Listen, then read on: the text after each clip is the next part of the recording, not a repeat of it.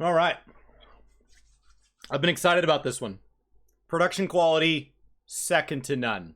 I don't know the lore of the Jailer that well, so I'm hopeful this will help inspire me. It's going to be spoilers for that. I don't care.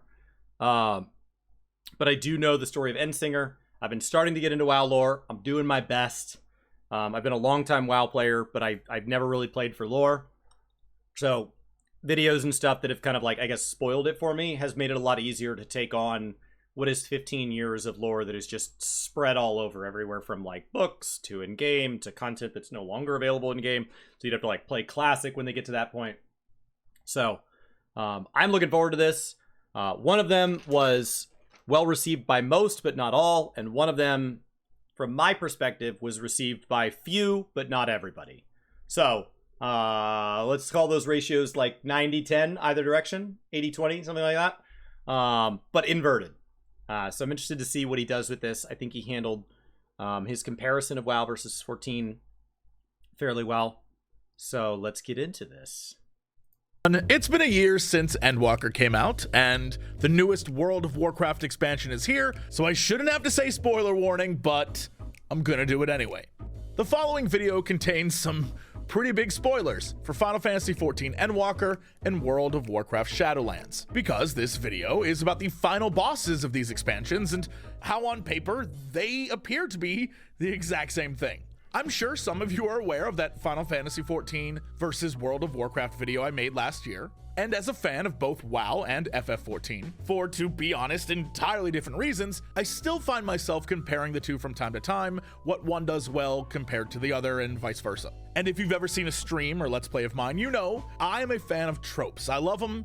I love being able to see them coming from a mile away. It's honestly how I end up guessing the plot to most of the things I play, and it's why I love a good mystery. And for those of you who don't know what I'm talking about, a trope is a common convention in a particular medium. Something used enough to be recognized as that thing. Storytelling uses tropes all the time, and these two games love their tropes. Things like the enemy of my enemy trope, the tragic villain trope, the magic is a monster magnet trope, or one of my favorites, the chivalrous pervert trope. All of these are examples of tropes, and there are so many tropes. And yeah, I enjoy some more than others. One of the ones I've never been a fan of, but MMOs love to do, is the true final boss, or man behind the man, or greater scope villain trope. All of which can really just be summed up like this. You arrive at the final boss of a video game, and as you do a battle, they say something along the lines of like, "You fools, all this evil stuff I've been doing is actually to prevent something much worse from happening, and that worse guy, you don't even know him yet, but he's terrible." And then, depending on the scope of the game, the guy either shows up right then as the form of something totally insane, or in the case of most MMORPGs, they become the focus of the next expansion. I think it's safe to say we've all seen this before, and it drives me crazy, because I've always thought it just seems like they were kicking the narrative can down the road. But I will admit, it is a great and easy hook to get people invested on what's to come next. But with that said, it can get very stale very quick, which is why It also, like, very stale very quick, is because we do it over and over. So, like, if that got you from the base game into the expansion, it doesn't really matter if that was over 3 months or 3 years. It's fine.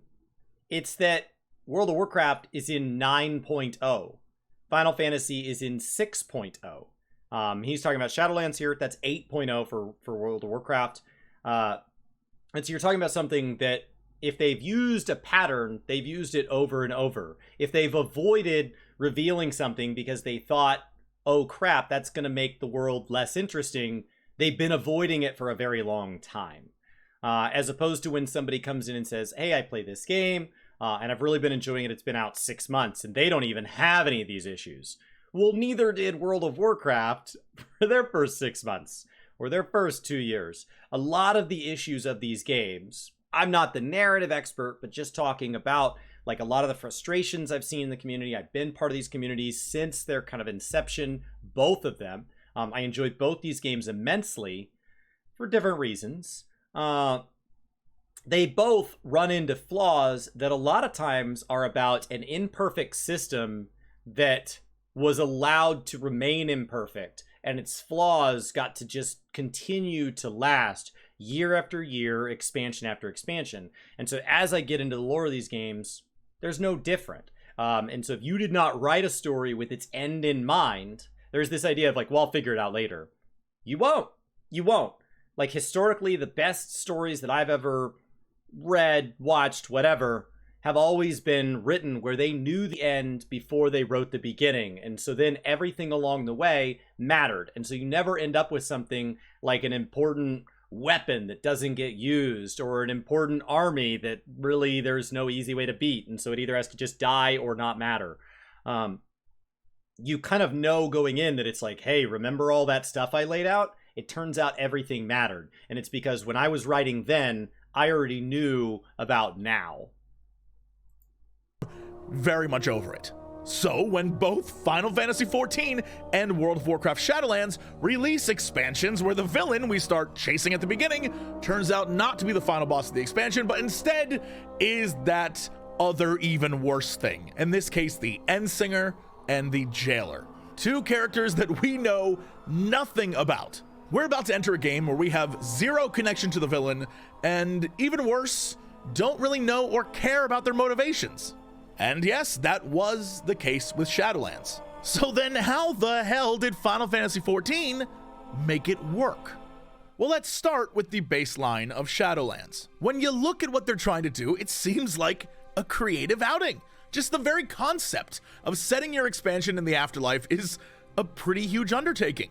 And going into the expansion, we're dealing with an enemy who's undead. Sylvanas spent the previous expansion murdering her way through Azeroth and pissing everyone off, except you Undercity fans, I see you. As the story progressed, it was very clear something more was going on. There was something happening behind the scenes. She had a dark master, but she still claimed that she was doing her evil deeds for a reason. And in the run-up to Shadowlands, it was revealed her dark master was the Jailer. Obviously, from my perspective, I think the entire thing ended up being a big failure. In an effort to have diverse zones and new characters, we spent a lot of time focusing on stuff that I didn't feel was all that important. There didn't really seem to be a lot of cohesion between the zones, except for the Game of Thrones level politics happening between the leaders. And the stuff I did want to see more of and hopefully get answers to really wasn't delivered. I figured this expansion would give us a lot of Sylvanas' story, maybe even explain why everyone kept telling us that she was morally gray, but we didn't really get any of that. And by the time her story wrapped up, we didn't even get to see a reunion between her and Nathanos, right? Because the story quickly had to move on to explaining what the hell her boss was up to. A man who at that point in the story you've seen being evil in a few cutscenes, but is really still shrouded in mystery. We kind of know what he wants to do, but we don't know why. We don't know what his end goal is. It's really the quintessential problem with the true final boss or man behind the man trope. Well, so the other thing is when you talk about it like a narrative canvas, MMORPGs, the reason that I never engaged in them as lore is I never found them as rewarding as a format that was more apt to tell whatever story it wanted to. So MMORPGs have to do a couple of things. First of all, they typically release with a very large chunk of content up front and then continued patches along the way while the dev team works on the next big large wave. The large wave invites in new players, invites in the old players, and so it tends to be a very successful business model. And in the case of World of Warcraft versus Final Fantasy, they both need, in theory, regular patch updates to keep people excited because they are both asking you for a monthly subscription. So you get to tell one big story and then a little bit of story and then one big story. And so that's kind of the format. That's the amount of paper you have to write your story with. World of Warcraft has somewhere between 2 and 4 patches per expansion. On average 3, but in the case of Shadowlands, things didn't quite go to plan, it seemed. Final Fantasy always has exactly 5 patches, and the final of the 5th patches has story in its half patch. So you end up with a 6th full-sized patch narratively. In addition to that, they have made many of their side content chances to expand on the lore. So their raid series is separate lore. Their alliance raid series, separate lore. Their trial series, separate lore. Their class quest, separate lore. And it's all tying into this world and it's all expanding on it, having one main narrative thread. World of Warcraft has historically heavily leaned on a series of quests telling the story that are augmented by books outside of the game, and then those build to a head where the raid boss is supposed to be this big thing that we all know about. As somebody that didn't really know about, like, reading quests wasn't fun, I already have to go kill 10 bears, and at the last place I had to kill 10 bears, so just let me get to killing bears. I didn't read those quests. I play video games in part because I'm not a big reader. And so I like visual storytelling. And so I like movies, I like television, and I like video games. I like visual storytelling that is not done in print. And so that means that a lot of the lore that is meant to make these quests all make sense is locked away from me behind not just a paywall, but an activity that is not a leisure activity for me. I read when I had to read in school. I'm capable of it. I'm appreciative of what it means in my life. I'm not saying we should not teach kids how to read, but I am saying that one of the reasons I play video games is that that's the time that some of my family members spend reading. A lot of times when I'm sitting at my desk playing video games, my wife is laying on the couch or laying in bed reading. And so those are the same minutes. And so locking that lore away has historically done that. But as we've moved into recent expansions, primarily talking about Shadowlands here, they have been ever closer moving to what they call a campaign quest. And a campaign quest is a core narrative thread that the player, in the case of Shadowlands, had to clear all the zones in a particular order, and you had a minimum number of quests that you knew would be cleared in a specific order, which gave the writers the ability to try to write something cohesive. That was the intent. But in theory, this is building on over a decade of the game where that was not available to previous writers on the game. And so they are having to piece together. So yes, they get to tell a cohesive story, but it's not a cohesive story concurrently after previous cohesive stories. It's a concurrent story after previous shotgun approaches, where what has been described to me as I get into WoW lore for my first time and I'm starting to take on all these zones and things like that, I've been told that really the best way to do it is to take each zone as kind of a D&D one-shot that's all taking place in one universe. And that's if you want to get into the lore in a positive way and not the, you can't like WoW lore because WoW lore bad, and you want to engage in this, the best way to do that is to really take each piece as its own, enjoy it as its own, and just know that it's not really about these zones need to be done before these zones and this expansion before that expansion. There's no one cohesive method. It's kind of like the Marvel movies, where there's not necessarily one premiere order to watch them in. If you're somebody who didn't read any of the comic books and you're enjoying them, just watch them. There are some that are meant to take place after others, but if you're having fun, that's good enough, as opposed to Final Fantasy that has a very curated path out in front of you. So as he kind of talks about this, like, there is some context that what they were doing in Shadowlands came off of the BFA war campaign quests. And so, like, they're just now starting to find the canvas to write the story in game with, as opposed to Final Fantasy already knows exactly how much canvas they have, and they've gotten to refine how good they are at painting a picture on that canvas. Told by people we just met, who we're told are important, to go kill this guy because it's for the greater good.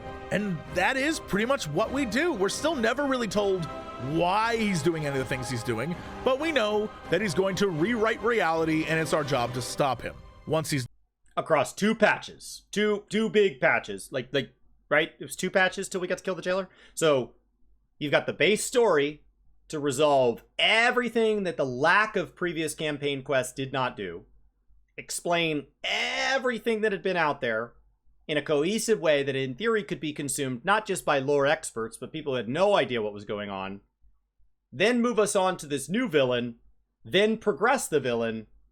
These are very rapid. For the fact that they take place over 2 years, it's not the same as something that takes place over 3 books or something like that. This is very, very rapid. This is something that is designed to be done in a visual storytelling format, where sometimes you're doing things like traveling or killing, so it's not non-stop narration. And during that narration, you effectively have something between 20 and 60 hours is a generally accepted amount of single-player story to be done in the primary, and then you have your number of patches that is only a couple hours of narrative gameplay, where people are going to begin getting frustrated that you've locked away some sort of system that gets them to better loot. So you have effectively no more than 100 hours. Likely you need to be able to be clearable much, much quicker than that. Much, much quicker.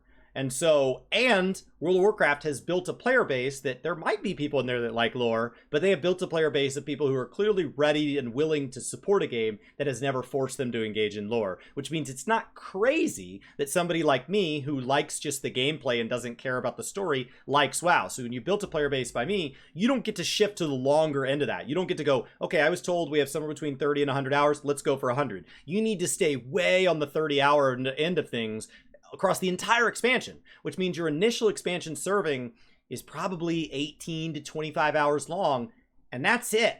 That's the amount of time you have to tell the beginning, middle, and end, as opposed to Final Fantasy, a franchise associated with great storytelling, could make Endwalker their finale, their end of it all, their final big building up to a new boss that we didn't know about, was like 60 or 70 hours before the 5 patches that will come after it, which historically, you always took the first 3 of those to wrap up the previous expansion.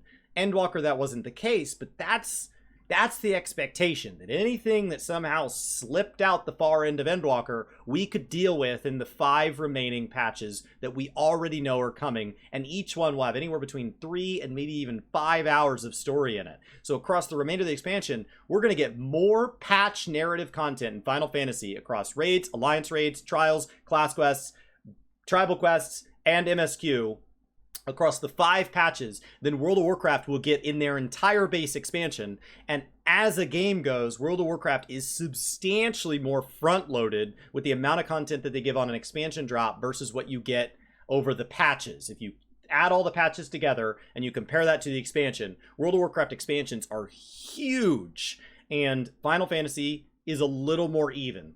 The expansion's big, but 5 patches all put together into a big pile is a healthy percentage of what you're getting in total as a customer, I guess.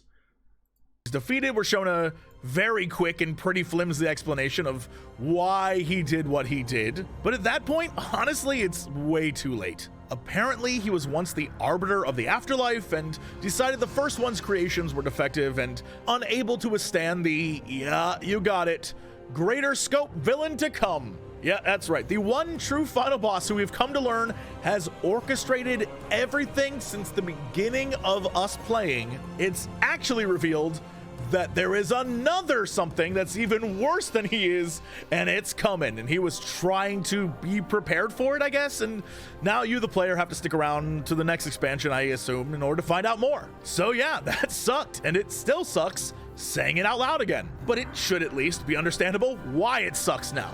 There was nothing at stake for the player. Sure, you're told there was, but I don't know anyone who found the jailer fight resonate with them on an emotional level other than, oh look, new loot. So then let's bring it back and ask again, how on earth could this increasingly lame trope end up so differently in Final Fantasy XIV? It's really hard to make it matter. I love player agency. Player agency is no better represented than in games like D&D, where the players get to choose every single thing. But in MMORPGs, compared to even single-player games, you have very little control because we all need to end up at the same place. If we're going to fight the jailer together, that means we all need to end up... Nobody can say, I want to be on the jailer's side. You can't do that. Nobody can say, I don't want to fight the jailer. Let's just let it play out and let him defend us or whatever. You can't do that. We all have to end in a narrative that put us all against the jailer. And all of our stories, no matter what level of player you are or whatever, all have to end the same way. So if at the end of a boss fight, a boss dies, they die for every player unilaterally, no matter what that player's actions are. You are on a railway track, and you will progress down that track. There is no hopping off left or right. You will end up where the story was always written. You are along for the ride. It's why I like that Guild Wars gives my character a voice actor, because it reminds me that I am playing them. I am experiencing the world through them. They are not me. Because I don't have the ability to say, I don't want to do that quest next. If the quest is required, I have to do it. And if the boss at the end at 0.1% health remaining, gets up and runs off and says, "I will fight you again later." They do that no matter how much damage you do. Even if you wait 5 expansions, you're super powered, and you come in and you one-shot it, it will drop to 0.1, and then it will play the animation where they go, "Oh, I have to run." There is no magical suddenly like, well, actually, you're so powerful, you killed them, and they will be removed from the next expansion, even though we didn't plan on that. It is absolutely fixed. So what he's asking is not, why did Final Fantasy resonate compared to World of Warcraft? He's, why did Final Fantasy resonate when the format itself at a fundamental level is really hard to do well? People coming into Final Fantasy XIV as story skippers, the community that already resonates with this game finds it shocking. How could you skip the story? How could you do that? Well, just imagine that player had played 5, 10, 15 different MMOs that, through the very nature of what an MMO is, had all struggled to tell a story that resonates due to lack of agency, lack of amount of storytelling space across the total amount of content that has to be consumed, lack of things like voice acting that are very expensive to do, especially on a global scale across multiple languages, on the pace that they do it, especially when you look at the return on the amount of dollars that go into a game versus what they get back compared to maybe some other genres of gaming. MMOs are hard. So the question here is not necessarily, in my opinion, why did Endsinger resonate over the Jailer? I think he's starting to hit on something much broader. Why does Final Fantasy get to tell a story that resonates when MMOs as a whole typically really struggle? It is not insane to think somebody would download the free trial now with the critically acclaimed Heavensward, link in the description below of all my videos, of Final Fantasy XIV, and say, I think I'm going to try this game out, and then skip the story. Every MMO you've ever played before Final Fantasy may have taught you that lesson, even if World of Warcraft is not on that list, as opposed to the list of the incredible people that have hit the member button on Gaming Kinda while we're just promoting things. Well, before we even start, Final Fantasy XIV is a story-heavy game, unlike WoW. So the onus is on the 14 dev team to make this trope work. They've got more real estate in their game for storytelling, but still, it's not an easy trope to make good. So let's start with the previous expansion. Just like Battle for Azeroth, the story beats were being set up in Final Fantasy XIV Shadowbringers. In it, the villain mentions that the reasoning for all their schemes was that long ago, their people were killed in a great calamity, and the cause was this mysterious song or sound from space. It warped their world, killed countless people, and only by creating their dark deity Zodiark, the same Zodiark we've been trying to fight since the beginning, could they stop this mysterious song. But you know, it's still kind of an amorphous concept, a weird footnote that is really not delved into. And like Shadowlands, the plot of Endwalker is pretty straightforward. I mean, if you keep the end of Shadowbringers vague enough, it does kind of sound like BFA as well. The secret behind the scenes evil corrupting our world from the beginning has finally been defeated. The last villain, the one who's been in front of our face the entire time, who is essentially at this point our arch nemesis, has gone forth to create a battleground for one last epic showdown. And so even knowing it's a trap, we march forth into the unknown, and there the expansion begins. And for Final Fantasy XIV, instead of Sylvanas, it's Xenos. And we're all like, this asshole's gonna go merge with Zodiark and become some final villain. It seemed like a pretty easy theory craft. But when we, the player, finally stand face to face with Zodiark, everyone playing was asking the exact same question. Hold up, why are we doing this at level 83? We're not even halfway through the expansion. That's right, the game pulls the old switcheroo on you, and the big final boss we've been promised for 10 years is defeated. Oh, but remember that little tidbit about Zodiark being the thing that stopped the mysterious song? Well, it's back. And so early in the expansion, the story completely shifts its focus to stopping this mysterious force we've never met before and honestly have never really cared about. And this is when the Final Fantasy XIV team spends the next 20 hours of gameplay showing you why you should care. Sure, they take us to new places, we meet new characters, but the focus is returning to the places we know and love. The world you, the player, have been defending for a main game and 4 expansions is literally on fire. The same chaos that swallowed the world in the past is happening again. except instead of just being told it happened, you're now seeing it happen in real time. People are dying, cities over 20 hours. I don't think Dragonflight's main story took me 20 hours in total. So 20 hours from where they subverted our expectations, which is not the first time they've done that. Literally, the previous expansion that he named Shadowbringers raid storyline is referred to as the boss Eden, and that's like the first boss out of the gate. Like and we knew we had more bosses to come. I think that was the fourth boss in the first tier, and so like maybe it was the first boss in the first tier. Whatever.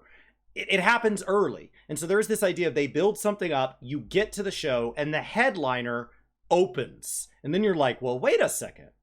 Then who's gonna play after that? Because normally I expect there to be an opening act to get us there. First boss, first tier, thank you. And so there is this idea that they come out and do that. And this subverting of expectations is something that Final Fantasy does often, incredibly often. And I think that's very fun because then it leaves you with that guessing moment.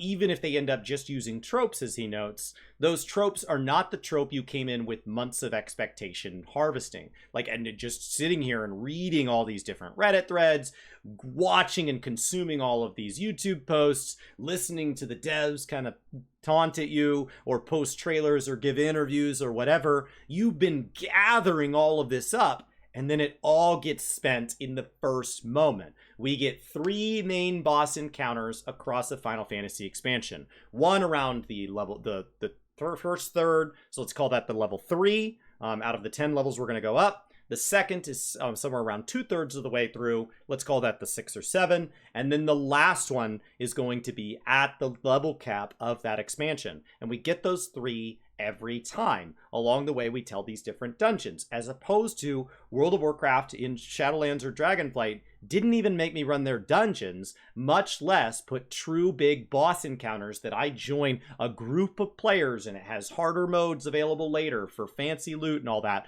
That all gets saved to the end. So Shadowlands built all the way up, and then there's a raid at the end of it, and then future raids in future patches tell that story. So they also have a chance to go ahead and put that boss in early. And as World of Warcraft players, imagine if you had a chance to fight a single boss, an Onyxia type thing that later got brought back in a heroic and mythic mode for level capped characters, but imagine that you ran across that in the very first zone you did.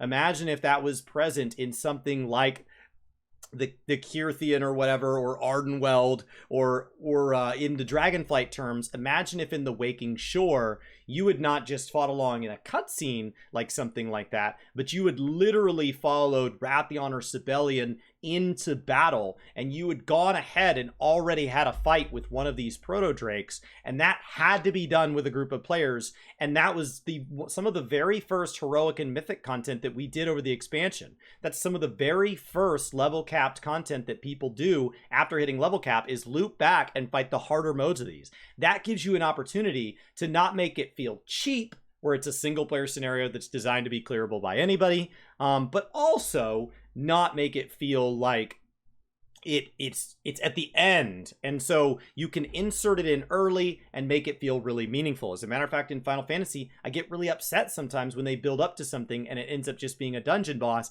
because they have this opportunity with their trial system to give something mechanical weight to back up its narrative weight. And World of Warcraft just doesn't have this. They simply do not have a mechanical way to tell a story like this in the way the game is formatted right now. Cities are burning, and those people who still live are wailing with despair to the point where they turn into literal monsters, who then kill more and cause more destruction, and then in turn create more monsters. It's absolutely terrible.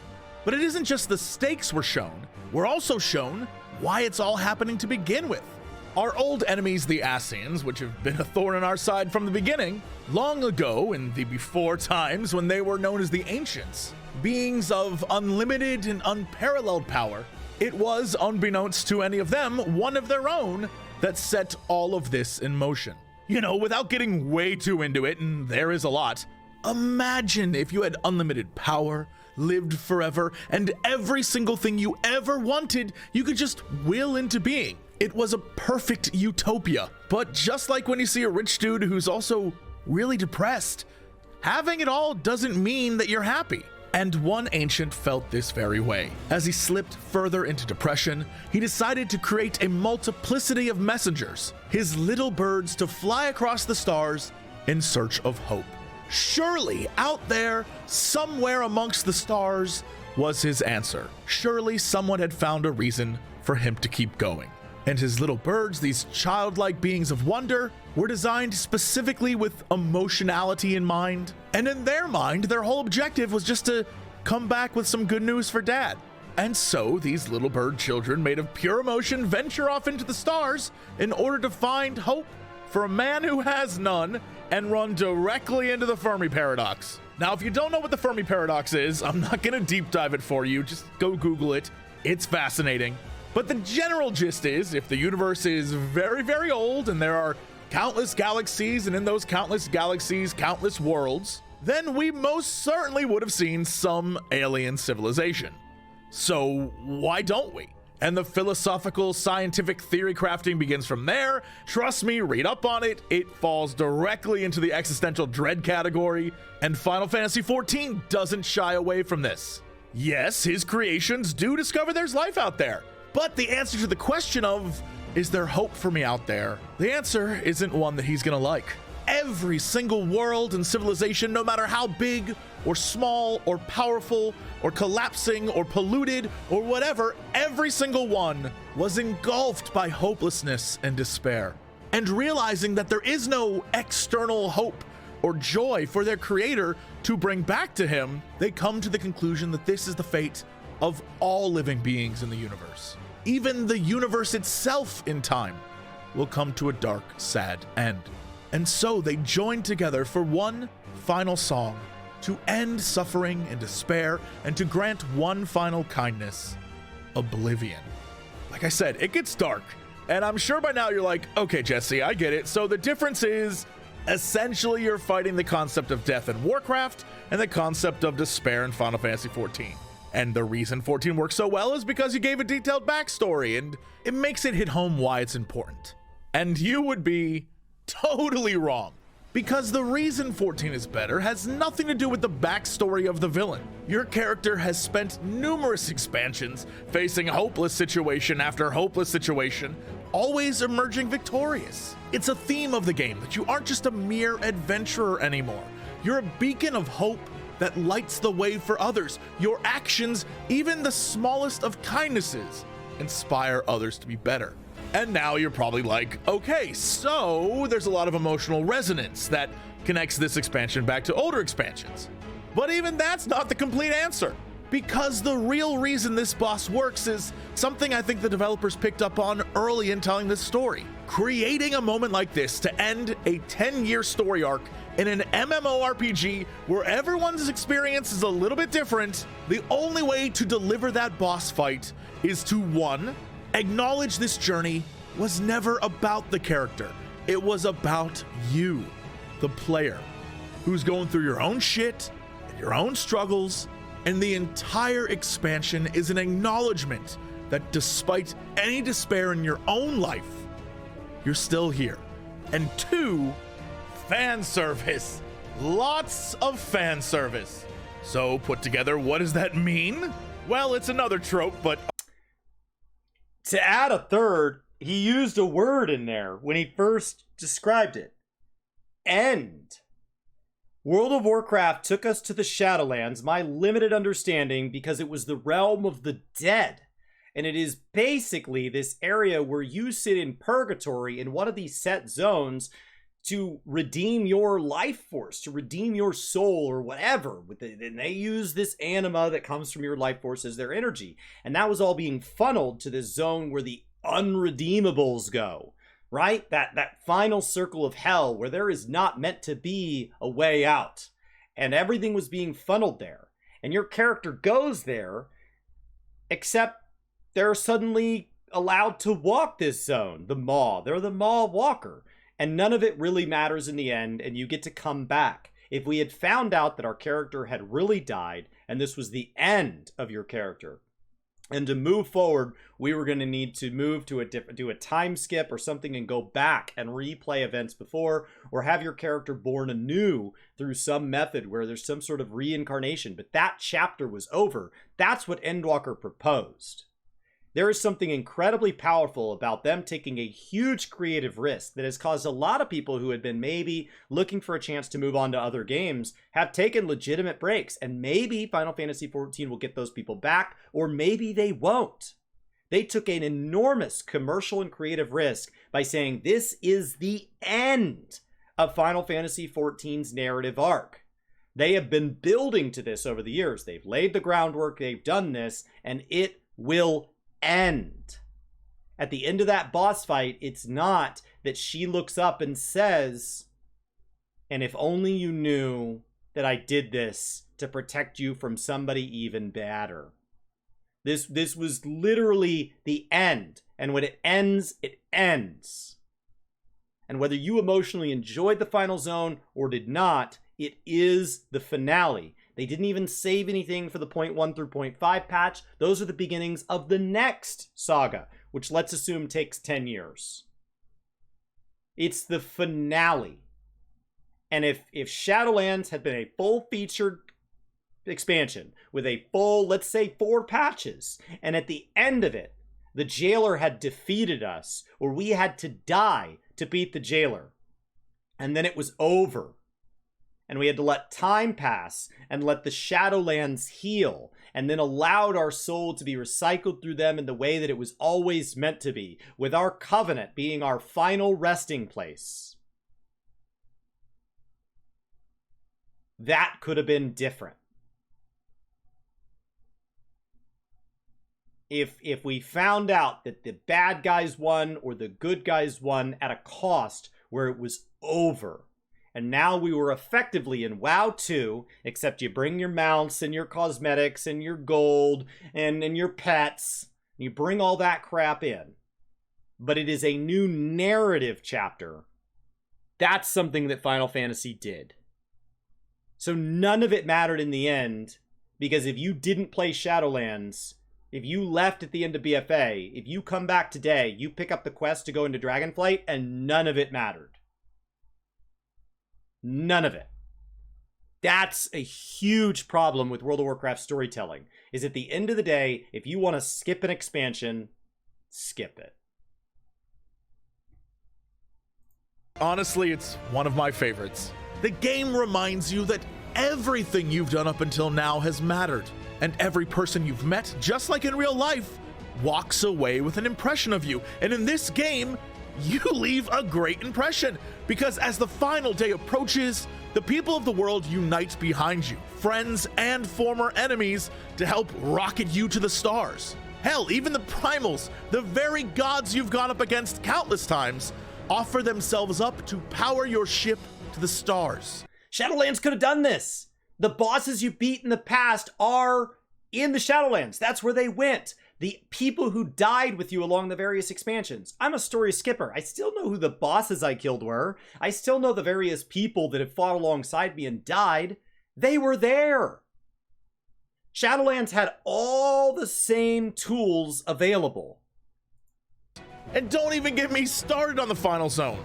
It is designed to make you cry. A tribute to all who have given so much to help your character get there. Their voices cheering you on to the end. So it should come as no surprise that when you stand there, 1v1, facing the Endsinger, you're interrupted by your arch nemesis, a character you've been battling for some time now who just wants one final throwdown with you.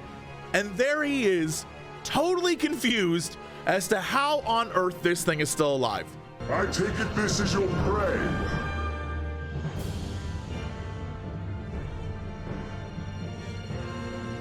But why does it still live? Surely it is no match for you. I assumed you would be above something so banal as despair. He sees this fight for what it is. Nothing that can stop you. So come, let us dispense with this distraction, you and I. And so we ride into the final boss fight on the back of our arch nemesis, to a medley of previous final boss music. The final encounter of Endwalker isn't about the boss, it's about you. The road that you've walked, the hours and hours you, the player, have put into the game. The musical medley is a reminder of that. But like any good final boss fight, there's a second phase. But this isn't their Oh, here's to Soken, the musical director behind Final Fantasy XIV. Shadowbringers had some callbacks, but Shadowbringers was a brilliant musical track that had a lot of stuff that felt really unique. Endwalker was not. Shadowbringers was nominated but didn't win for best sound or music or whatever. Endwalker was not and shouldn't have been. When you win an award, in my opinion, that's because you've transcended the game. You've become something that should be of note to everybody else, even people who don't play your game. That is not what happened here. Endwalker's musical track, their whole score, was not about anybody who doesn't play Final Fantasy XIV. This was intimate. This was written for the players. No one else. Not to be shared with a friend, not to be listened to on Spotify. It might be there, but that's to give it access to the players. In my opinion, what was beautiful about it is that it was written, maybe somebody else enjoys it and thinks it's cool, but it was written to be unbelievably moving as a series of remixes and rehashes and reworks and different and genre swaps to existing music in the game. And it is meant to be this huge callback as we have this kind of last week of school mentality, as it is bittersweet, as we are excited to be here. But it is bringing an end to the chapter. It is bringing an end to what for some people had been playing since not just 1.0, but had been looking at this game since it was first announced as a project. It had a different project name. It wasn't called Final Fantasy XIV. And so for some people, they have been following this game in some form or fashion. They may have hundreds or even thousands of hours, but it has been a part of their life for well over 10 years, as much as 13 years, I believe. For some of these people, it has been in their life that long. And so they look back and maybe they only have a couple hundred hours or a couple thousand hours with it, but those couple thousand hours have been spread across graduations, children's being born, weddings they've been to, funerals they've been to. And so this game has come to be something that they have played in good times and in bad, when they had a lot of time in the week and when they didn't. And so this callback takes you to all these favorite memories, these boss fights, these triumphs with your friends, these triumphs in solo content where you're remembering, do you remember when? The music is such an incredibly powerful part of Endwalker, as opposed to the music in Shadowlands is good game music. Like, it's fine. second phase. The Endsinger thinks they killed us. This is our second phase. And the boss music is our theme song. Yes, it is literally a power of friendship moment, and honestly, it's perfect. And just like when you play a boss for the first time and don't know the mechanics and suddenly they gain all their life back, the Endsinger goes from strategic attacks and throwing planets at you to now wildly flailing in order to prevent the light from engulfing it. Because despite knowing that the Endsinger may be correct, that in the end we all fade away, you never lose hope. The Final Fantasy XIV writers saw what they had to do, make this trope about another big bad who's way worse out there, and not only did they set out to deliver a backstory, but they also made it clear that that part wasn't even all that important, because the real story is acknowledging where you started, where you've been, and those you've met along the way. The good, the bad, all of it. Not just in a video game, but in your life. And that shit is universally beautiful. And so we circle back to World of Warcraft, which seems lacking in comparison. But because of who I am, you know I can't just let it sit at that. I have some... And WoW can do this. WoW can do this. In Shadowlands, that's the only expansion he's bringing up here. In Shadowlands, they have a system that Final Fantasy fans would refer to as grand companies called covenants. They are expansion specific, and you have to choose one and only one. And when you choose your one, you have to go through a quest line with them that is a story told to them. And as somebody who picked Ardenweld, I got to take part. They said, hey, we have a big celebration, and there's actually a play being performed. And we want you to be in the play. We want you to see our play. We want you to be a part of our celebration. And that play makes callbacks to big moments in the community, to moments that we laugh at, to moments we make fun of. It can point at the player and be a champion for them. It can point to big narrative moments that I remember because as a story skipper, it's still important when you kill a boss and see a cinematic, and it can make callbacks to those. And I imagine there's even more callbacks if I'd actually been somebody who'd read all the books and all the quests. But even as a story skipper, I had a blast getting to know my Covenant early on in the expansion. WoW can do this. So I think there is something more frustrating if WoW was just incapable of this. If WoW was just, it's not possible, then honestly, I wouldn't ever get upset at it. I'm not going to be mad, right? My nephew is 9, and he's a pretty cool kid, but he's 9. And that means he has limitations. There are things he's not good at. He's a lot better at reading now than he was when he was 7. But he still cannot read as well as my wife, who is a fervent reader and has a master's degree.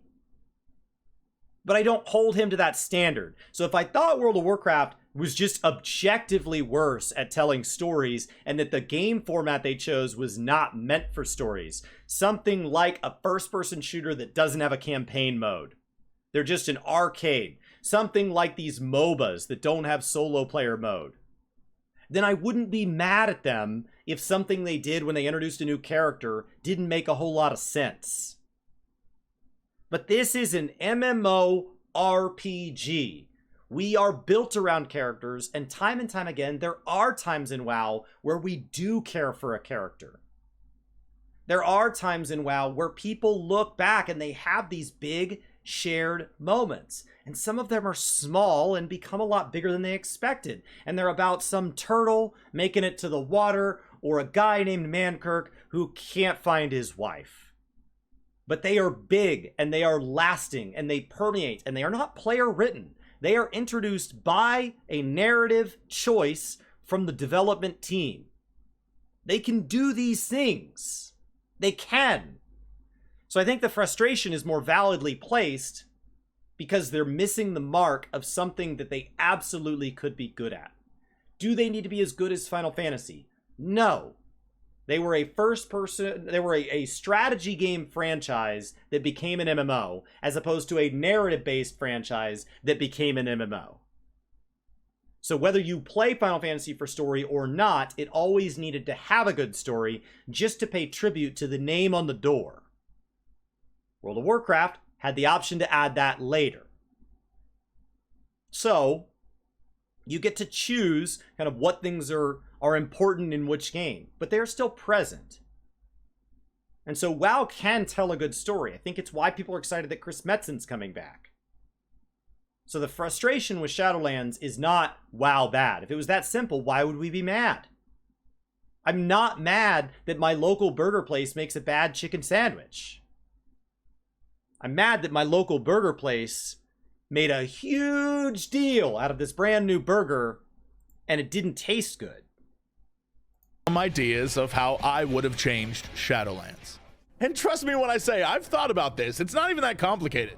I don't have to change the theme or even the overall structure of the expansion. Shadowlands could have been roughly the same, except the focus always should have been on fan service. Just like a quick social experiment, if you'll allow me. You've died or taken a weird portal, you're in the afterlife. Is your priority going to be deep diving the political infighting and machinations of various factions? Or would you go find a lost friend or family member? Maybe plan a lunch date with a dead celebrity you always admired? why they thought anyone would give a damn about the truly unimportant characters that manage the afterlife. The focus of the expansion from the beginning should have been about giving a send-off to the characters players both loved and hated for the last 15 or 20 years. And it could have been a subtle undertone. Final Fantasy has a lot of like subtle undertones where there's another story going on at the same time. So like the Garleans are going on at the same time, or the Ascians are going on at the same time, but they're not our focus. So it could have been their like hot fuzz where we're in this wonderful place, but then it turns out there's something else. And then the way to pay tribute to that would have been to have a second expansion take place in the Shadowlands, where now that we've been here, we've been to lunch with Abraham Lincoln, we've gone bowling with our long lost friends, we've gone and actually played a card game with Lady Vosh, and all of that. Whoa! Now that I've been here, Lady Vosh and I have been taking a walk for years laughing about when I killed her. Okay, now that I've been here for 2 years, and I built up reputation with Lady Vosh says, hey, I didn't want to make a big deal of it. It's pretty crazy that we spent the last 2 years getting to know each other and laughing about that time you killed me. But I thought, maybe you should know there's something going on here. So actually what he's saying is really cool because it doesn't mean they couldn't have gotten where they ended up. They just needed to do what he's saying so far first. Just giving the players that little bit of closure on just a few storylines would allow them to finally work in all those other characters that have to sit on the sidelines for every other expansion. Also wrapping up plot points like, oh, I don't know, the giant sword, or the fact that everyone's favorite Draenei is now a literal genocidal maniac. It's the perfect place for retcon. It is the perfect place to go back through a franchise that was not based in being narrative first and answer all the questions. Because the problem is, the moment you start caring for story, you can't care about it halfway or 3/4 of the way, because some of your fans are going to care about it all the way. So the moment you make something matter, like a timeline, and then people can go look at the lunar cycles and actually calculate time, you can't be a little bit correct or a little bit incorrect. You are either correct or you are wrong. So you need to go back and you need to correct everything. How old is so-and-so? When did this happen? How fast can a horse run from shore to a particular village? And this is your chance to go back and say, actually, so-and-so misremembered it. It really was this long. And you go, oh, all of this makes sense now. This was your chance because it was a chance to go back and hear the way events really unfolded from people that have already died. This was your chance to tell some of those stories through optional methods, such as, I don't know, a secondary profession about digging up treasure on lore of both things that have happened and will happen. Why is archaeology not in Shadowlands? Like, Shadowlands was the perfect chance to make an enormous narrative exposition, and you could have put a player garrison there that could have been our player housing, and we always refer back to, and future expansions could be a lease into the living or something like that, so we always can come back here, because the Shadowlands could have been a place we paid tribute to for years. For years. The initial premise of the Shadowlands is, do you remember back in vanilla when you died and had to walk back to your body from that like floaty angel thing? Yeah, that's a place. Yeah, so like normally people go there and then the Arbiter decides where they go from here. So like, yeah, that's where dead people go. Imagine a Final Fantasy expansion that took place in the Ethereal Sea and then turned out to be like, yeah, but like, mostly there's just some people here that don't get along and somebody was abusing power, but none of it really matters. And next expansion, we're going to leave the Ethereal Sea. What a waste! So like I was saying, we don't even have to really change that much. We can work with the zones we were given. The plot of Bastion should have been about Arthas, Uther, and Jaina coming together and forgiving each other. Maldraxxus should have given us some amazing send-offs to heroes that we've known throughout the series, like Saurfang maybe meeting his son in the afterlife, Bane and Cairn getting closure. Hell, the group of them could have teamed up in that zone, and then it would have made the scene later where Anduin breaks free all that much more special, and then waiting for him there would have been his father. That's such a good emotional moment. All the support in his life helping him through that moment. Come on. Revendreth would have been about the villains we fought and potentially seeing another side to them. Maybe underneath all that hatred and anger and rage, there's some good in them. Except Garrosh, who is still an unforgivable giant piece of shit. But then seeing all these other people change, maybe even Arthas can be your guide through. What he's describing is Dragonflight. Where each zone is about this different aspect and all the people that have been associated with them. So when we're working with the blue aspect, we run into the Kirin Tor, and by result of the type of environment they're in, it's a great place for the Tuskarr to be based out of. And we're questing alongside them. And when the main campaign finishes, I can go back and continue these stories. And these stories have beginnings, middles, and ends. Like what he's describing. And honestly, as your alts go through, it doesn't really break the Dragonflight that much that you don't do the zones in order. You should do them in order the first time, but they are standalone things, like an episode of a sitcom or a James Bond movie. It is part of something larger where, in theory, these events are in chronological order, but ultimately you could enjoy each one for what it is. Like, what he's describing is so much of what they've done with Dragonflight. This area adds some even more weight to his character and his unwillingness to budge. And then Ardenweald, I honestly think what they have in the game already is pretty good, close to what I would have done, but it would have been entirely about Tyrande coming to grips with her failure and the people that she lost forgiving her. We keep the dragon plot stuff and we use that as a through line for the next expansion. Now, why did we do all this, Jesse, you may ask? Well, it all comes together in the final fight, where, again, because who gives a damn about the jailer, this moment is for you, the player. This guy thinks he's some unstoppable evil that's gonna wipe out reality, but you are the champion of Azeroth. And this time, you brought your friends. Yes, I am 100% stealing from Final Fantasy XIV, but some of WoW's best stuff is stolen from other games. So as you're battling the jailer with your raid, imagine it looks like he's gonna wipe you, and then the music swells, and from the sides, Jaina and Arthas and Uther appear, but wait, that's not all. Tyrande and the countless wisps of Teldrassil descend from above. All the warriors of the past, we're talking your favorite characters from the beginning. They're coming through portals like it's endgame. And just for good measure, Garrosh, who has been a dick through the entire expansion, who probably, in my version, would have been the final boss of a raid or a dungeon. He comes through like no one's gonna end reality unless it's me, you son of a bitch. Can you even imagine how hyped this fight would be? And that's not even a detailed version, that's just an idea. But that moment alone would have the fanbase hyped for countless expansions to come because the payoff for caring was there. And it all comes back to that, really, acknowledging the people who play your game, especially in MMORPG, are your game. I have been a story skipper for a long time in MMOs, and there was nothing cooler than in Legion when I got to play as Illidan against the players who were the world first killers of Illidan. And I got to be Illidan from his perspective. And it was about me the whole time. And like now I've gone back and I've read through the book from it. And so it makes way more sense. But even as a story skipper, it felt awesome. It felt like fan service. It felt like a callback. And then you could talk to somebody, they're like, do you want to do that again? And then I did it again. I'm a story skipper. And I was like, yeah, I'm gonna do that again. And they're like, we're not giving you any rewards. That's fine. I'm just gonna do that fight again. Because I'm not even narratively invested. And this is awesome because I've been in this community since 2004 and it's awesome. And it's just awesome because it is. It doesn't need to be any deeper than that.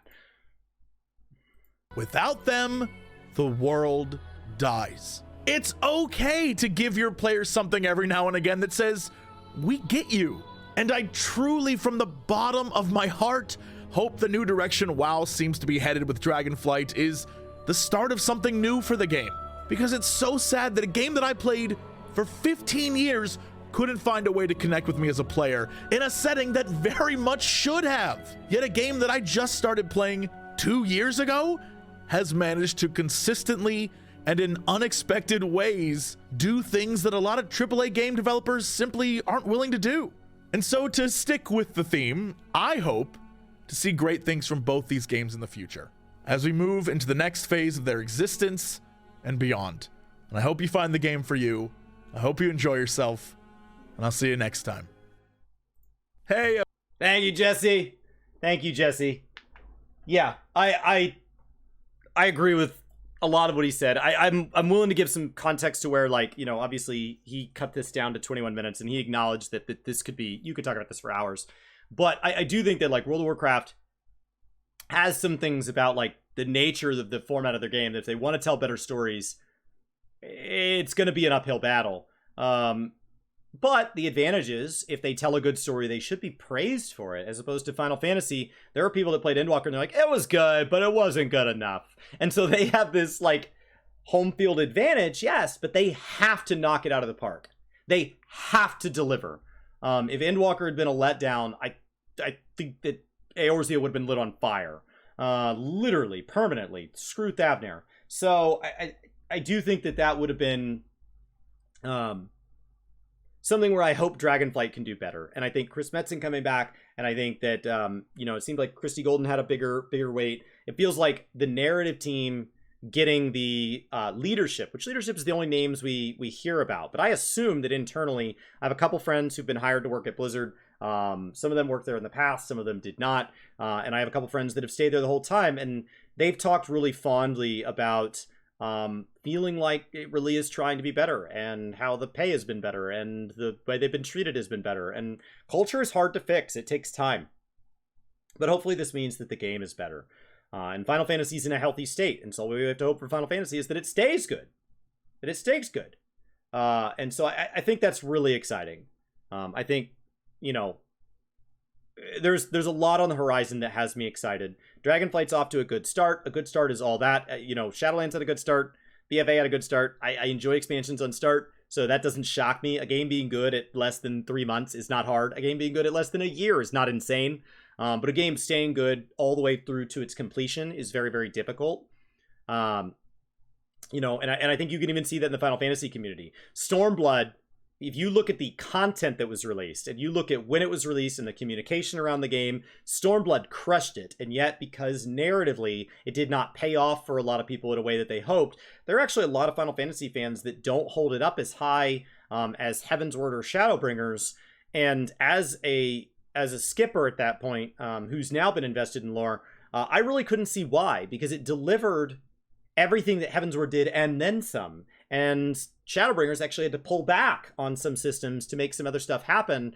And so, Stormblood really knocked it out of the park as a video game, but narratively it didn't hold up. So, for some players. And so, I think that a game that can get people excited about the lore, even if it's just them watching a novel video at the end, is important. And that doesn't mean that the people who work on story are the only important ones. The raid designers are important. The loot designers are important. All the different systems. The people who build all the side stuff, from pet battles to crafting and gathering and all that, that's all important. So I don't like when lore gets held up as so important that nothing else matters without it. I don't like these celebrity devs being the only ones that matter. But I do think that it is an important element. And it needs to matter as much as these other categories. And it would be exciting to live in a world where World of Warcraft could be telling meaningful stories, so that maybe you engage in the story and that's all you do. Maybe you engage in the raids and that's all you do. But if you ever engage in the story and you realize you want more from the game, you get to go see what all the other brilliant developers on the game have been doing. And if you've ever been a long-time raider and you come across a boss that you think's just freaking cool, and you decide to go Google it and watch a novel video on it, you're like, actually, the lore on that is pretty cool too. And so if you're somebody who consumes an entire game, that's great, but most of us aren't. Most of us consume parts of a game that's this large, and it would be neat to know that the quality holds up, not just for other people so that they're having fun too, but also so that if you ever decide to change the way you play or shift the way you play, as I've been slowly shifting to being more narratively driven, it's been nice to know that the story has been there waiting for me the whole time. I enjoyed Heavensward immensely during Heavensward. And now I'm going back and I'm playing basically a whole new game as my story character goes through Heavensward. And that's really neat to know that that was there waiting for me, because not just the reasons I played then were good, but all the reasons I didn't play were good as well.